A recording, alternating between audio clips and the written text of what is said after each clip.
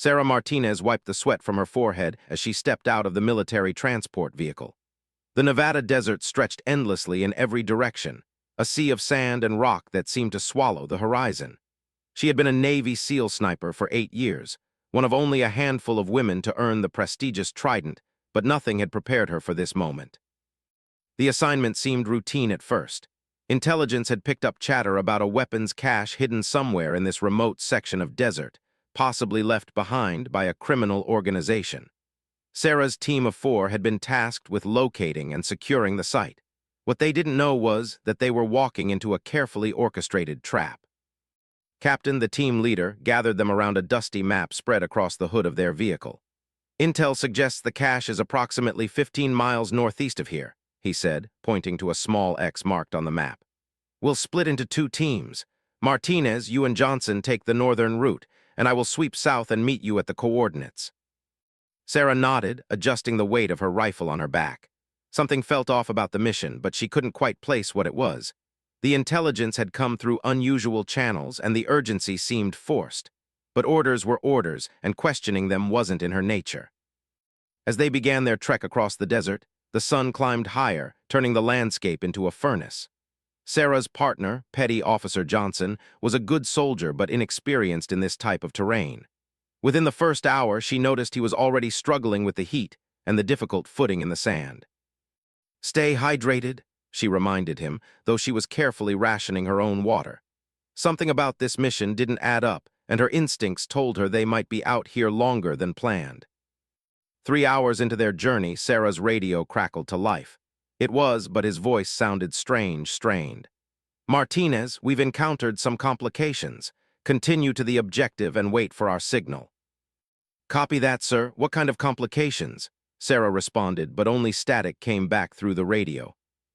She tried to contact them several more times over the next hour, but there was no response. The silence was deafening in the vast emptiness of the desert. Johnson was starting to look worried, and Sarah had to admit she was concerned too. As they crested a small ridge, Sarah suddenly held up her hand, signaling Johnson to stop. In the distance, she could see their transport vehicle, but something was wrong. It was alone, and there were no signs of or anywhere nearby. Using her scope, Sarah scanned the area around the vehicle. That's when she saw them, 3 figures in desert camouflage moving away from their truck. But they weren't her teammates. These men moved differently, with the calculated precision of trained mercenaries. "Johnson, get down," she whispered urgently, pulling him behind a large boulder. "We've got company." Through her scope, Sarah watched as the 3 men finished doing something to their vehicle and then disappeared into the landscape. When she was certain they were gone, she and Johnson carefully approached their transport. What they found made Sarah's blood run cold. The vehicle had been sabotaged, the engine compartment was destroyed, the tires were slashed, and worst of all, their extra water supplies had been dumped into the sand. Their radio had been smashed beyond repair. But that wasn't the most chilling discovery. On the driver's seat, she found dog tags and a note written in crude handwriting. "The desert will finish what we started. Good luck, SEAL." Johnson's face went pale. "Sarah, what does this mean? Where our end?" Sarah's mind raced as she tried to piece together what had happened. This wasn't a random encounter with criminals. Someone had specifically targeted their team, and they had inside information about their mission. The weapons cache was likely a live bait to draw them out into the middle of nowhere. "It means we're on our own," she said quietly, her voice steady despite the gravity of their situation. "Someone wanted us stranded out here." The realization hit them both at the same time. They were 15 miles from the nearest road, with limited water, no transportation, and no way to communicate with the outside world. The desert temperature was already over 100 degrees and climbing. But what their captors didn't understand was that they had just made a crucial mistake.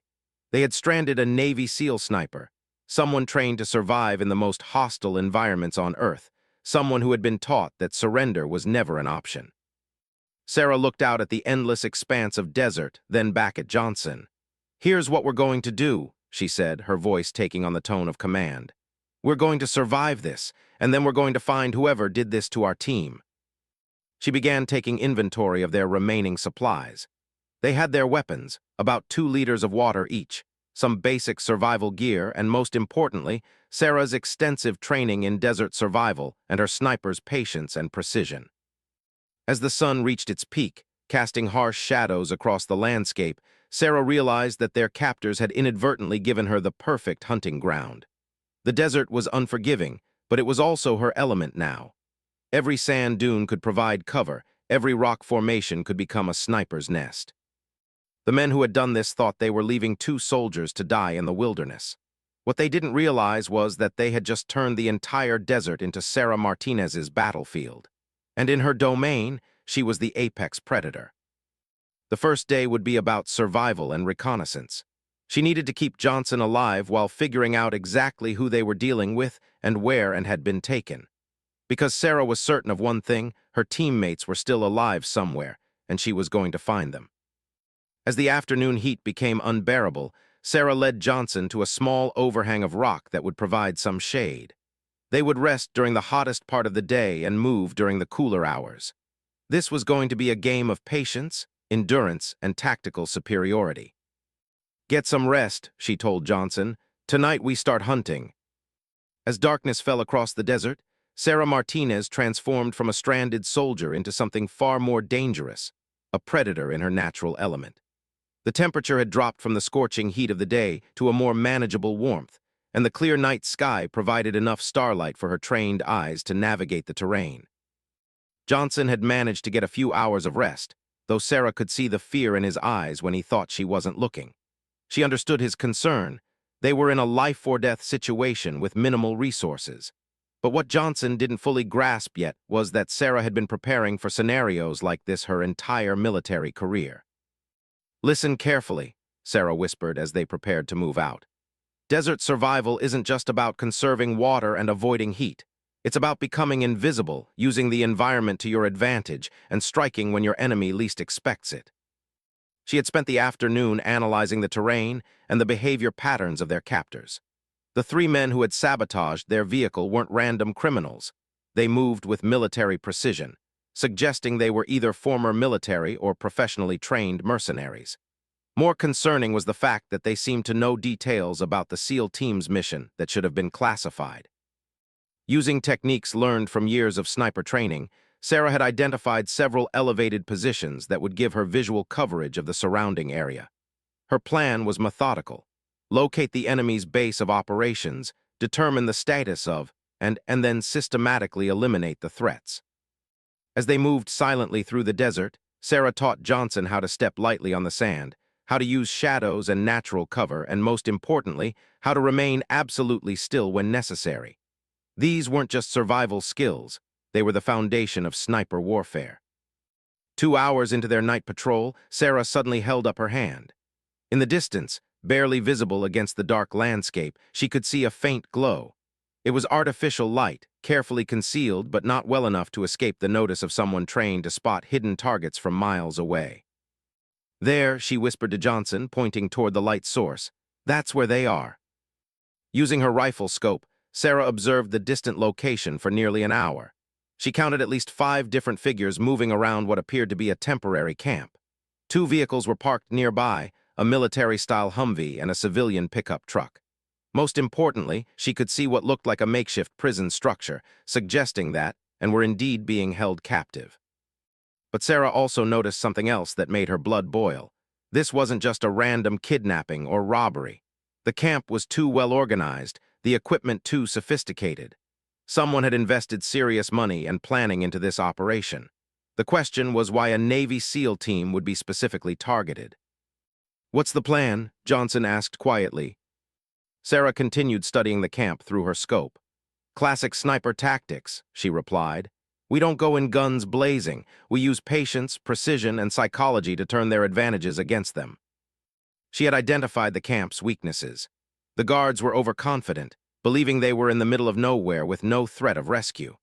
Their patrol patterns were predictable, and they had positioned their camp in a small valley that provided good concealment but also created limited escape routes. Over the next few hours, Sarah implemented the first phase of her plan. Using her knowledge of desert wildlife, she began creating disturbances around the perimeter of the camp, small noises that would sound like natural desert sounds, but would gradually increase the tension and paranoia of the guards. By manipulating the natural acoustic properties of the desert landscape, she made coyote calls that echoed from different directions, caused small rock slides that sounded like approaching footsteps, and used the wind to carry sounds that would make the guards constantly look over their shoulders. Psychological warfare, she explained to Johnson as they watched the guards becoming increasingly agitated. Make them afraid of shadows. When people are scared and tired, they make mistakes. As dawn approached, Sarah had gathered crucial intelligence about their enemies. The leader appeared to be a tall man with military bearing who carried himself like a former Special Forces operator. He seemed to be in constant communication with someone via satellite phone, suggesting this operation had outside backing. More disturbing was what Sarah overheard during one of her reconnaissance missions. The man was talking about selling information about SEAL training methods and operational procedures to foreign buyers. This wasn't just about eliminating a team, it was about compromising national security. "And are alive," Sarah reported back to Johnson. "I saw them both. They're being held in a reinforced shelter on the north side of the camp, but this is bigger than we thought. These people are trying to extract classified military intelligence." Johnson looked overwhelmed by the scope of what they were facing. "How can just the two of us take on 5 armed men in a fortified position?" Sarah smiled grimly. "Because they're thinking like conventional soldiers and we're going to think like snipers. The desert is our force multiplier." As the sun rose on their second day, Sarah began implementing the next phase of her plan. She had identified the camp's water supply, a large tank that all 5 men depended on. Using her knowledge of desert chemistry, she began introducing natural minerals and sediments that would make the water taste terrible and cause mild stomach discomfort, further weakening their enemies' morale and physical condition. But the real psychological pressure came from her use of the desert environment itself. Sarah had learned to read wind patterns, and she used this knowledge to position herself so that her shots would come from unexpected directions, making it seem like threats were appearing from impossible angles. When one of the guards wandered too far from the camp to investigate a noise, Sarah put a single rifle shot into the sand just inches from his feet. The man dove for cover, scrambling back toward the camp in panic, shouting about snipers in the hills. The beauty of Sarah's tactics was that she never revealed her actual position. Each shot seemed to come from a different location, creating the impression that they were surrounded by multiple attackers. The psychological effect was devastating. The guards became increasingly paranoid and made progressively worse tactical decisions. By midday, the 5 men were arguing among themselves, jumping at every sound, and making basic mistakes that Sarah could exploit. Their leader was losing control of the situation, and Sarah could hear heated conversations about abandoning the operation. But Sarah knew that desperation could make people extremely dangerous. Cornered enemies often became reckless, and that could put and in greater danger. The next phase of her plan would require perfect timing and absolute precision. As the afternoon heat reached its peak, Sarah prepared for the most critical part of her mission. She had successfully turned the desert from a death trap into her weapon. Now it was time to use that weapon to save her teammates and stop whatever larger conspiracy had targeted her team. The men who had stranded her in the desert were about to learn why SEAL snipers were considered among the most dangerous individuals on Earth. In the desert, patience was survival, precision was power, and Sarah Martinez possessed both in lethal quantities. The third day in the desert would determine whether Sarah Martinez lived up to the legendary reputation of Navy SEAL snipers or became another casualty of the unforgiving wilderness. As the sun began its merciless climb across the cloudless sky, Sarah put the final elements of her plan into motion. She had spent the previous night moving into position at a rocky outcropping approximately 800 meters from the enemy camp, the perfect range for her specialized rifle. From this vantage point, she could see the entire compound while remaining completely invisible to anyone below. Johnson was positioned 200 meters to her left with instructions to create a diversion on her signal. Through her scope, Sarah could see that her psychological warfare campaign had taken a severe toll on the 5 men. They were exhausted, paranoid, and making increasingly desperate decisions. The leader had been on his satellite phone almost continuously, and from his body language, Sarah could tell he was receiving pressure from whoever was backing this operation. But what made Sarah's blood run cold was what she witnessed at sunrise. Two of the men dragged out of the makeshift prison and forced him to kneel in the center of the camp. The leader held a pistol to his head while speaking into his satellite phone, apparently giving someone a live demonstration of his willingness to execute prisoners. Sarah realized that time had run out for subtle tactics. Her teammates were about to be murdered, and she was the only thing standing between them and death. This was the moment that separated elite snipers from ordinary soldiers, the ability to make impossible shots under ultimate pressure when lives hung in the balance. Taking a deep breath, Sarah began her assault with surgical precision. Her first shot wasn't aimed at a person, it struck the satellite phone in the leader's hand, destroying it in a shower of plastic and metal. The man dove for cover, screaming orders, but his communication with the outside world had been severed. Before the echo of the first shot had faded, Sarah fired again. This bullet punctured the fuel tank of their Humvee, sending gasoline spilling across the desert floor. The third shot struck a box of ammunition near their supply cache, causing a small explosion that sent the remaining men scrambling for cover. The beauty of Sarah's strategy was that she was fighting from a position of complete advantage. The men below knew they were under attack, but they had no idea where the shots were coming from. The desert landscape created echoes and distortions that made it impossible to pinpoint her location. "Johnson now," Sarah commanded through her radio. From his position, Johnson began creating noise and movement designed to make the enemy think they were being attacked from multiple directions. He fired shots into the air and used mirrors to create light flashes that suggested sniper positions in completely different locations. The psychological effect was exactly what Sarah had hoped for. The 5 men were now convinced they were surrounded by a full military unit. In their panic, they made the tactical error Sarah had been waiting for. They split up. 2 men ran toward the vehicles, trying to reach the working pickup truck. Sarah's next 2 shots disabled both men with precise hits to their legs, dropping them in the sand but keeping them alive. She wasn't a killer by choice. She was a soldier following rules of engagement that prioritized neutralizing threats while preserving life when possible. The remaining 3 men, including the leader, had taken cover behind the structure where was still being held. This presented Sarah with her most difficult challenge yet, eliminating the threats without endangering her teammate. Sarah switched to a different type of ammunition, specialized rounds designed for precision work in hostage situations. Her next shot struck the leader's weapon, shattering it and sending fragments that wounded his hand without causing life-threatening damage. The man dropped behind cover, clutching his injured hand and shouting for his remaining men to find cover. But Sarah had studied the camp for hours, and she knew every piece of cover, every blind spot, every possible escape route.